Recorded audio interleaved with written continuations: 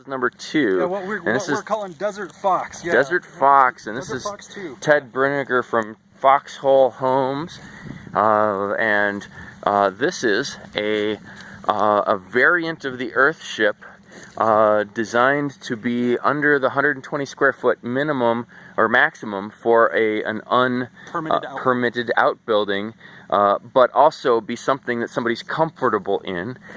So it uses Earthship technology, but instead of a very expensive glass front wall, it uses the top rails from fences to make an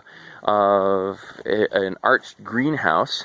And in the summer, this arched greenhouse is a shade cloth support for this room. This is this 3-season room, but it's really more than a 3-season room. Here, it's a year-round room. You put plastic on it in the winter, and you have a very comfortable spot to sit out here. You can put some planters out here. Look, he's got these. You can run your gray water out to it. Look, you got tomatoes going here, and they're still going in the middle of October here. Yep. And these walls are made out of bottles and cement and earth and repurposed windows, sliding glass doors. But the back walls, and this overhang helps shades this wall so that it doesn't get heat in the summer, but in the winter the heat comes in and warms this room. What does it keep this room? So this one we haven't had running as long, but in our first build, it has never gotten below 68 in the winter or above 82 in the summer. Never below 68 or above 82 without any exterior heating or cooling. And the little bit of bottle wall in the edge here.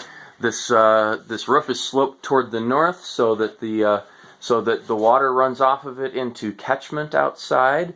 And the walls are pounded tires covered with earthen plaster. Yep. And we have this little vent here, right? Yep. That little vent brings us in tempered air, so yep. Cool air in the summer, warm air in the winter. And then we got air circulation up through there. And you were telling me earlier that was actually too efficient. Yeah, it drew too much air through, and so what we're finding is that we were wasting heating and cooling potential of the mass of the berm because we were circulating it through before it had. My trailer does that. My double wide does that very well.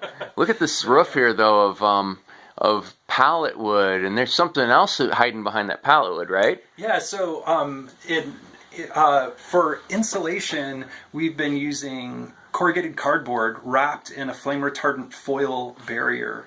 So you're not going and having them turn oil into icky foam stuff so much as you're going behind dumpster diving and taking this cardboard that everybody's having to pay to get rid of, and you're cutting it up and. Yeah, so we just made a sled for a table saw. If you're familiar with what that is. Yep.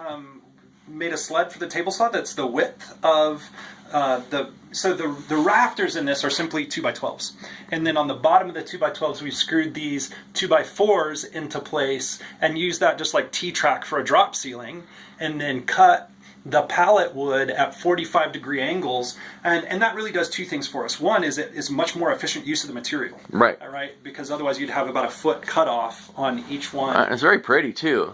But the herringbone pattern, right, it gives it visual interest, and because the material's not consistent, if it were to be parallel, it would drive your eyes nuts because it would never be parallel. Right. Because of the inconsistency of the material. And so this gives it visual interest in that. And then on top of that, we line it with this flame retardant foil barrier, and then just stack up cardboard in the valley in between, up and down the vent, and then wrap it over the top and tape it shut with aluminum foil tape. And then just want to make sure that there's some airflow back across the top, either through soffit vents or in our previous model, instead of soffit vents, we did air intake channels on the interior and had it run down through the inside of the roof and then back over the top. And that. So you're getting all the moisture that might get trapped in there from a leak in the roof or from just breathing. Yep. And you're getting it out of there so the cardboard stays dry. And you're wrapping the cardboard in. It's the product name that we use is a material called Radiant Guard. Radiant Guard, but that's a fire stop. Yep. Foil. Yep. And you're just making a Christmas present and sticking it down in there. Absolutely, just wrapping it up and sticking it in there. Wow, what a spectacular building! What's this little vent over here? So that's actually where that's for where the refrigerator is going to go eventually, right? Oh so yeah, you're going to do a mass refrigerator. So nope. So what we're doing is we'll build a cabinet here, and then just stick like an Energy Star mini fridge on top of the cabinet. Okay. The cabinet below gets insulated, and then inside the insulation, you're going to line it with masonry block, so it's got thermal mass inside your insulation. And then out of the top of it, you create a vent that goes to where the coils of the refrigerator are. And then you seal in with some extra insulation on the refrigerator, and the heat from the coils on the refrigerator pull air through a cooling tube that's buried in the berm on the outside, which cools off the cabinet underneath, which creates temperature it's like a mini root cellar. So you can store vegetables underneath, but that same cool air that gets cooled off from the berm outside runs fresh, cool air over the coils of the refrigerator, making that run what we're estimating at least 25%, maybe even a third more efficiently than the refrigerator would if it didn't have that fresh air. Fantastic. And so also not heating up the inside so much. And also not heating up the inside as much. And so that is the air return going outside from the top of the case for where the refrigerator will go. Wow, what fun.